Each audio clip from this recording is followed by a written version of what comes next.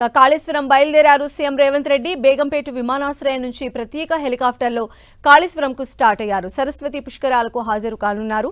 కాళేశ్వరం పుష్కర ఘాట్లో 17 అడుగుల శ్రీ సరస్వతీదేవి ఏకశిలా విగ్రహాన్ని ఆవిష్కరించనున్నారు. త్రివేణి సంగమం వద్ద పుణ్యస్నానాలు ఆచరించి కాళేశ్వర ముక్తీశ్వరుణ్ణి దర్శించుకుంటారు. సరస్వతి ఘాట్లో సరస్వతి నవరత్నమాల హారతి దర్శనం చేసుకోనున్నారు.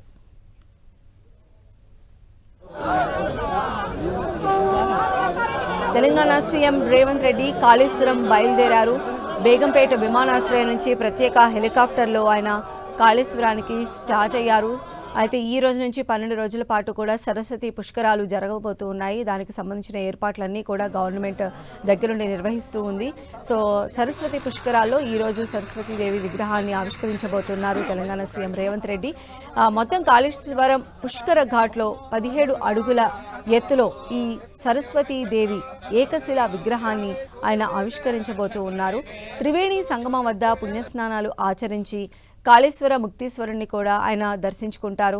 మరిన్ని అప్డేట్స్ తెలుసుకుందాం. మా ప్రతినిధి సతీష్ మనకు అందుబాటులో ఉన్నారు. సతీష్, సంధ్య నేటి నుంచి సరస్వతి పుష్కరాలు ప్రారంభమయ్యాయి. ఈ రోజు ఉదయమే సరస్వతి పుష్కరాలను ఘనంగా వేద పండితులు మంత్రోచ్చరణలతో ప్రారంభించడం జరిగింది. ఉదయం 5:45 సరస్వతి పుష్కరాలను ప్రారంభించారు. 12 రోజుల పాటు ఈ పుష్కరాలు జరగనున్న నేపథ్యంలో ఈ రోజు రేవంత్ రెడ్డి సీఎం దంపతులు మరి కాసేపట్లోనే కాళేశ్వరం చేరుకున్నారు. ఇప్పటికే హైదరాబాద్ నుంచి బేగంపేట విమానాశ్రయం నుంచి కాళేశ్వరం బయలుదేరారు. మరొక 45 నిమిషాల్లో వారు కాళేశ్వరం చేరుకుంటారు. కాళేశ్వరం చేరుకున్న తర్వాత అక్కడ నుండి నేరుగా సరస్వతి పుష్కరాలు జరుగుతున్నటువంటి ప్రాంతానికి వెళ్ళడం జరుగుతుంది. 5:20 పుష్కర ఘాట్ లో ఏర్పాటు చేసినటువంటి 17 అడుగుల సరస్వతి దేవి ఏకశిల విగ్రహాన్ని సీఎం ఆవిష్కరిస్తారు. అనంతరం అక్కడ నుండి త్రివేణి సంగమంలో పుణ్యస్థానాలు ఆచరించిన తర్వాత కాళేశ్వర ముక్తీశ్వర స్వామిని దర్శించుకోవడం జరుగుతుంది. అనంతరం 6:40 సరస్వతి ఘాట్ లో సరస్వతి నవరత్నమాల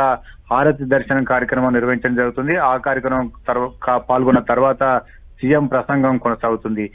తెలంగాణ ప్రభుత్వం తరఫున ఈసారి సీఎం రేవంత్ రెడ్డి పాల్గొనడం జరిగింది. తెలంగాణ ఏర్పడిన తర్వాత మొదటిసారి సీఎం స్థాయిలో రేవంత్ రెడ్డి పాల్గొనడం ఒక ప్రత్యేకతగా చెప్తున్నారు. ప్రస్తుతం అయితే దాదాపు 33 కోట్ల రూపాయలతో సరస్వతి పుష్కరాల నిర్వహణకు ప్రభుత్వం నిధులను కేటాయించింది. ఇందుకు సంబంధించి పూర్తి ఏర్పాట్లు చేయడం జరిగింది. ఇతర రాష్ట్రాల నుంచి వచ్చేటువంటి భక్తులు కావచ్చు, తెలంగాణ, తమిళనాడు, కర్ణాటక, ఆంధ్రప్రదేశ్ నుంచి వచ్చేటువంటి భక్తులకు ఎటువంటి ఆటంకాలు కలగకుండా పూర్తి స్థాయిలో ఏర్పాటు చేశారు. భక్తులు ఎవరికి కూడా ఇబ్బందులు కలగకుండా పూర్తి స్థాయి ఏర్పాట్లను అధికారులు ఎప్పటికప్పటికి పర్యవేక్షించడం జరుగుతుంది. ఈ రోజు నుంచి ప్రారంభమైనటువంటి ఈ పుష్కరాలు ఈ నెల 26 వరకు ఈ పుష్కరాలు కొనసాగుతాయి. ఇందుకు సంబంధించినటువంటి ఒక ప్రత్యేకమైన యాప్ను కూడా ఏర్పాటు చేయడం జరిగింది. సరస్వతి పుష్కరాలు 2025 పేరిట ఒక యాప్ను కూడా ఏర్పాటు చేశారు. ఈ తెలంగాణ దక్షిణాది ప్రాంతంలోనే ఎక్కడ కూడా సరస్వతి పుష్కరాలు జరగడం లేదు. కేవలం తెలంగాణలో ఉన్నటువంటి కాళేశ్వర ముక్తీశ్వర స్వామి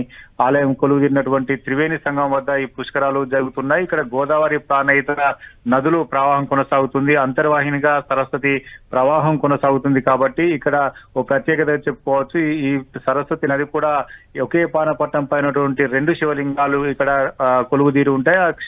నిత్యం అభిషేకంతో జరిగినటువంటి నీరంతా కూడా అంతర్వాహినిగా గోదావరి ప్రాణయితలో కలుస్తుంది. కాబట్టి ఇక్కడ త్రివేణి సంగమంగా పిలుస్తారు. ఇక్కడ సరస్వతి అంతర్వాహినిగా ప్రవహిస్తుంది. కాబట్టి ఈసారి ఇక్కడ పెద్ద ఎత్తున పుష్కరాలు నిర్వహించాలని చెప్పి భావించి సరస్వతి పుష్కరాలకు ఏర్పాట్లు చేయడం జరిగింది. ప్రభుత్వం కూడా ఇందుకు పెద్ద ఎత్తున నిధుల కేటాయింపు కూడా చేసినటువంటి సందర్భం. మొత్తానికైతే ఈ రోజు జరిగేటువంటి పుష్కరాలకు మరి కాసేపట్లోనే సీఎం రేవంత్ రెడ్డి హాజరు కాబోతున్నారు. నదీ స్థానం ఆచరించిన తర్వాత డైవర్షన్ చేసుకున్న తర్వాత సీఎం ఈ పుష్కరాలకు సంబంధించినటువంటి అంశాలపైన ప్రస్తావించే అవకాశం ఉంది. సంధ్య. రైట్ సతీష్.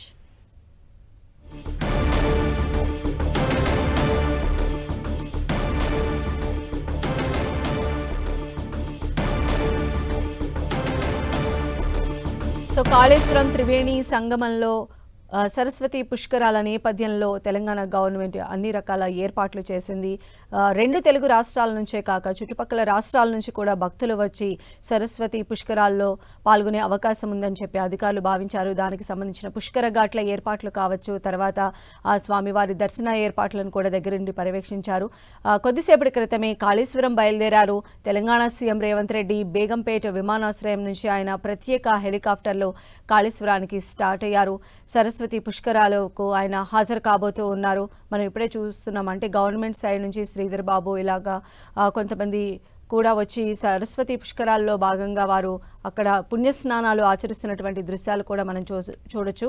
పుష్కర ఘాట్లో 17 అడుగుల ఎత్తులో ఉండేటువంటి సరస్వతీ దేవి ఏకశిలా విగ్రహాన్ని కూడా సీఎం రేవంత్ రెడ్డి ఆయన ఆవిష్కరించబోతూ ఉన్నారు. త్రివేణి సంగమం వద్ద పుణ్యస్నానాలు ఆచరించి అలానే కాళేశ్వర ముక్తీశ్వరుని కూడా ఆయన దర్శించుకుంటారు.